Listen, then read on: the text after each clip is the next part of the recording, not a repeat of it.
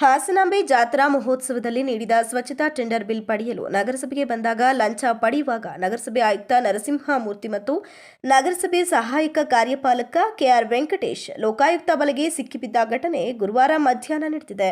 ಹಾಸನಾಂಬ ಜಾತ್ರಾ ಮಹೋತ್ಸವದ ಸ್ವಚ್ಛತಾ ಟೆಂಡರ್ ಬಿಲ್ ನೀಡಲು 1.5 ಲಕ್ಷಕ್ಕೆ ಬೇಡಿಕೆ ಇಟ್ಟಿದ್ದ ಅಧಿಕಾರಿಗಳು ಒಟ್ಟು 10,50,000 ಬಿಲ್ ಹಣ ನೀಡಲು 1.5 ಲಕ್ಷಕ್ಕೆ ಬೇಡಿಕೆ ಇಟ್ಟಿದ್ದ ನಗರಸಭೆ ಆಯುಕ್ತ ನರಸಿಂಹಮೂರ್ತಿ ಹಾಗೂ ಕೆಆರ್ ವೆಂಕಟೇಶ್ ಗುರುವಾರದಂದು ಲೋಕಾಯುಕ್ತ ಇನ್ಸ್ಪೆಕ್ಟರ್ಗಳಾದ ಬಾಲು ಹಾಗೂ ಶಿಲ್ಪಾ ನೇತೃತ್ವದಲ್ಲಿ ದಾಳಿ ನಡೆಸಿ ನಗರಸಭೆಯ ಕೆಆರ್ ವೆಂಕಟೇಶ್ ಕಚೇರಿಯಲ್ಲಿ ಲಂಚ ಪಡೆಯುವಾಗ ಸಿಕ್ಕಿಬಿದ್ದಿದ್ದಾರೆ.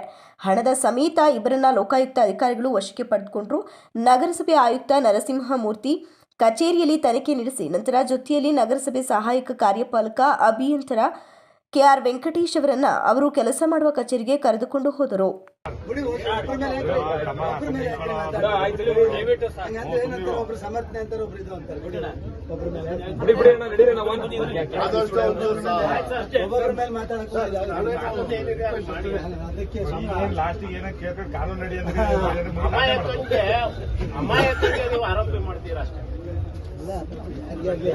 ಆರೋಪಿಗಳೆಲ್ಲ ಇದರಲ್ಲಿ ಅಮಾಯಕರಿಗೆ ಮಾತಾಡ್ಕೊಂಡು ಈ ವ್ಯವಹಾರ ಮಾಡಕ್ ಹೇಳ್ಬಿಡಿ. ತಮ್ಮ ಒಂದು ಸಲಹೆನ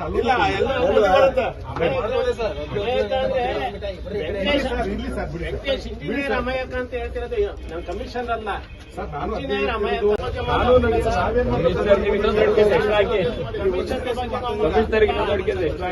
ನಿಮ್ಮೆಲ್ಲ ಕೌನ್ಸಿಲರ್ ನೀವ್ಯಾರು 3 ಜನ ಹೌದು ಸರ್, ನಾವು ಮಾಡ್ತೀವಿ.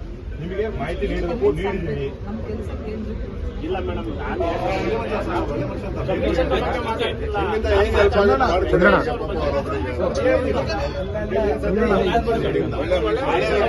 ಒಳ್ಳೇದ್ ಮಾಡಿ ಇನ್ನೊಂದು ಎಕ್ಸ್ಟ್ರಾ ಹಾಕಿ ನಾವು ಒಳ್ಳೆ